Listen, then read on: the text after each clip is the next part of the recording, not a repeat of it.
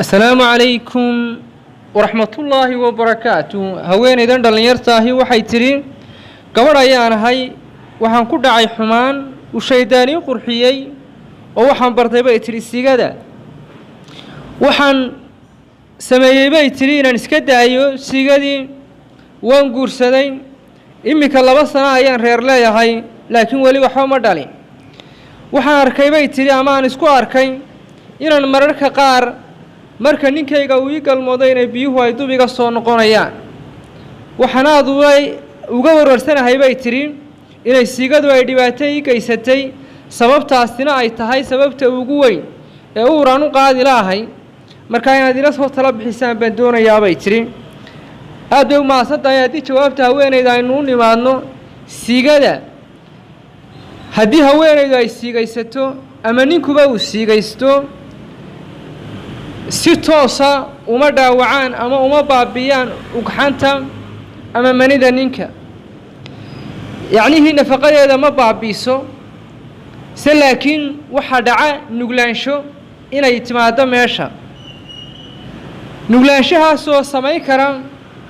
in haddii haweenaydu mar kasta macdanteedu ay dabadda u soo baxaysay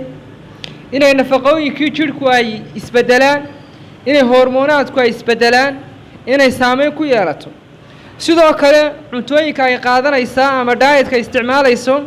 nafaqadii jidhku markaa inay badan ay iska bedelaan haweeneyda waxaan kula talinahay haddii aad joojisay guurna aad gashay waxaad isku daydaa inaad si caadi ah ugxantaada loo baaro kaliya inay xagga ugxanta ay wax ka jiraan uurka kuma waayi kartid uurka waxaad ku waayi kartaa ectopic pregnancy wax la yiraahdo inuu jiro in tuumbooyinka ugxanta qaada ee fallopian tubes ka la yiraahdo inay blockaysan yihiin ama obstruction uu jiro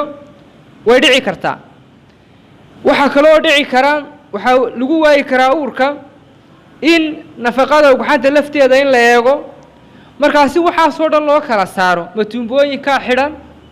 ma uur baa ku samaysmay gooban goobtii ahayn ma caabuq iyo waxyaabo kale ayaa jiro oo iyaduna meesha xidhay ma waxa jira markaas in factors badan baa jira iyo reasons badan oo loo sababeyn karo markaas arrintaas ay differentiate fiican lagu sameeyo oo loo kala saaro waxa habboon baaris caafimaad oo qusaysa goobtaas in lagu mariyo dhakhtarka dumarka inaad la xidhiidho ayaan kugula talin lahaa